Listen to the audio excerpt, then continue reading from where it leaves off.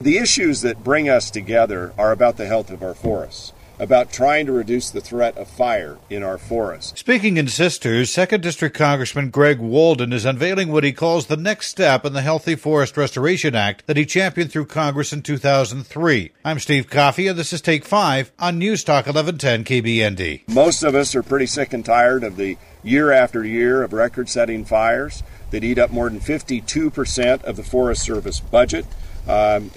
And meanwhile, we have enormous unemployment in our rural timbered communities and counties. We have bug infestation in our forests, we have overstocking of our forests, and we need to act, and we need to act now. Walden, a Republican, says this is bipartisan legislation because he's partnered with Oregon's 5th District Congressman Kurt Schrader, a Democrat in the Willamette Valley. What we're proposing to enact into law is an extension of the Healthy Forest Restoration Act that was passed into law in 2003 and has been used in all but 3 or 4 forests in the Northwest very successfully. I think there are 29 situations where HFRA has been used, and not in one of those has there been litigation. Walden said the new legislation would allow the Forest Service and the Bureau of Land Management to expedite forest fuels reduction work by working with all stakeholders on just one plan while still addressing environmental concerns. That means that instead of having to come up with 2, 3, 4, 5, 6 alternatives to come and thin out an area like this,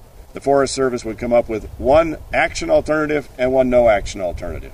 In other words, we would expand out into the condition class 2 and 3 areas, into a landscape management scheme, the ability to, in an expedited way, treat our forests. Walden says the legislation he and Schrader will introduce next month is in part about how we improve forest management opportunities for our professional foresters, and next on how we use what comes out of the forest in a way that will create jobs and generate local revenues.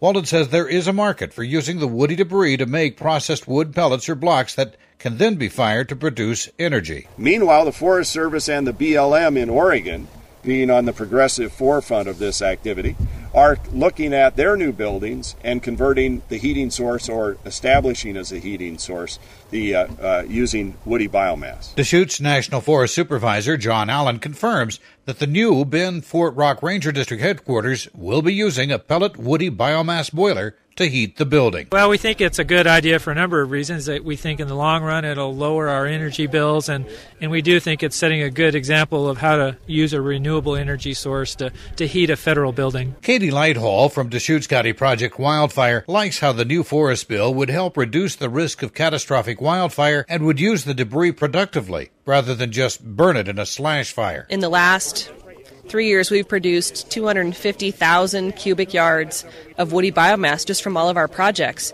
and those involve people on private lands, our fire-free defensible space, all of our thinning projects on county-owned lands.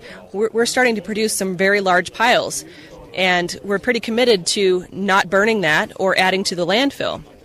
So we'd like to find ways to use that biomass in a responsible manner. Deschutes County Forester Joe Stutler concurs. It moves the Healthy Forest Restoration Act along. It allows us to continue to treat at-risk forest, and if there's some additional things that can be done from the incentive for biomass, I don't see any losers in the deal. It's a good deal for us. The Walden-Schrader bill also aims to increase tax incentives to encourage entrepreneurs to get involved. The County Timber Payments Program is phasing out, and it's gone in 2011. Between now and then, we need to be doing things that bring new investment into our counties so that that's on the tax rolls and generating local tax revenue, and create new jobs in our timber-dependent communities so that we don't suffer along at 18 or 20% unemployment. Deschutes County Commissioner Dennis Luke says the legislation would be good for the county. This will make it easier and create a market, hopefully create a market for the product that we're getting off the forest.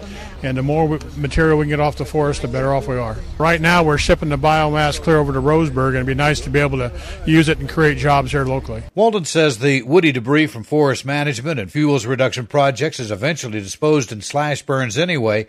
It's better, he says, that the debris be used instead to fire energy production plants that will burn the debris far cleaner and more efficiently. We can be better stewards of our forests. We can create real wage jobs, and we can reduce the threat of wildfire in our communities. I'm Steve Coffey. Take 5 is a presentation of 1110 KBND Radio News. Depend on us.